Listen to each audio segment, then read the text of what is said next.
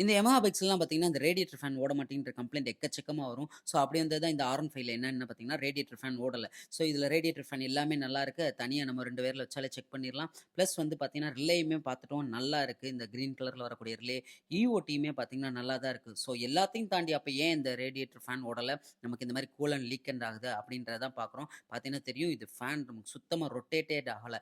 வயரிங்குமே எல்லாமே செக் பண்ணியாச்சு. கடைசியில இதில என்ன தான் ப்ராப்ளம்? ஏன்னா, இந்த மாரி ஆயிடுச்சுன்னா நமக்கு ஒரு டஃப்பான சிச்சுவேஷன் சொல்லலாம். தலைவலி உண்டு பண்ண போட வேலைன்னு சொல்லலாம்.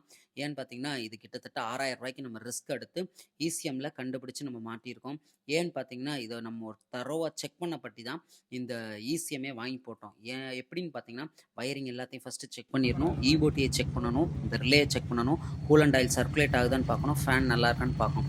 இதெல்லாம் செக் பண்ண பட்டி தான் இந்த ரிஸ்க்கான சிச்சுவேஷன் எடுக்கணும். ஸோ நம்ம ஃபைனலி யோசிச்ச மாரியே கண்டிப்பா இசிஎம்ல தான் பிரச்சனை இருந்துச்சு. இப்போ பார்த்தீங்கன்னா தெரியும் ரேடியேட்டர் ஃபேன் ஓட ஆரம்பிச்சிருச்சு. ஸோ இத பத்தின எப்படி நம்ம வந்து ஹேண்டில் பண்ணணும்? ஏன்னா, இந்த மாரி இசிஎம்ல வரப்ப நம்ம பல ப்ராசஸ் செக் பண்ணி, வயரிங்லாம் செக் பண்ணி பண்றதுக்கப்புறம் தான் நம்ம இந்த இசிஎம்மே வாங்கி போடணும். இல்லாட்டி டைரக்ட்டா இசிஎம் வாங்கி போட்டுறாதீங்க. ஏன்னா ரூ. 6,000 கிட்ட நம்ம லாக் ஆயிருவோம். அது எப்படின்றத கொஞ்சம் யோசிச்சு பண்றது உங்களுக்கு நல்லது. இப்போ பார்த்தீங்கன்னா, இந்த R15 வெர்ஷன் 4ல சரியான கம்ப்ளைண்ட் வரப்ப நமக்கு கண்டுபிடிக்கிறதே ரொம்ப கஷ்டம் தான். இப்ப பார்த்தீங்கன்னா தெரியும், கிட்டத்தட்ட இது ரூ. 6,660 கிட்ட நமக்கு இத வாங்கி போட்டு கன்ஃபார்ம் பண்ணா மட்டும் தான் நமக்கு கம்ப்ளைண்ட் தெரியும்.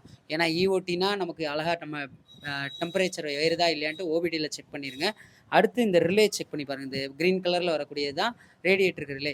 செகண்ட் தான் நம்ம வந்து பார்த்தீங்கன்னா, இந்த இசியூக்கே வரணும். இந்த இசியூக்க நீங்க கன்ஃபார்ம் பண்றதுக்கு முன்னாடி எப்பயுமே நமக்கு எல்லாத்துக்கும் இஓடிலேருந்து இசியூக்கு போகுதா, ரிலேலேருந்து இசியூக்கு வருதா, ஃபேனுக்கு போகுதான்ற எல்லா டோட்டலையும் வயரிங்கே நம்ம கன்ஃபார்ம் பண்ணி, செக் பண்ணி கட் ஆகலைன்ற பிறகு தான் நம்ம இந்த இசியூ வாங்கி போட்டிருக்கோம். ஸோ இந்த வயரிங்கெல்லாம் செக் பண்ணாம நம்ம வந்து இசியூ வாங்கி போட்டிங்கன்னா, கிட்டத்தட்ட இந்த ரூ. 6,660 லாஸ்ன்னு தான் சொல்லலாம். ஏன்னா வயரிங்லேயும் பிரச்சனை வரும். இதெல்லாம் ஸோ இந்த மாதிரி ப்ராப்ளம் வருது.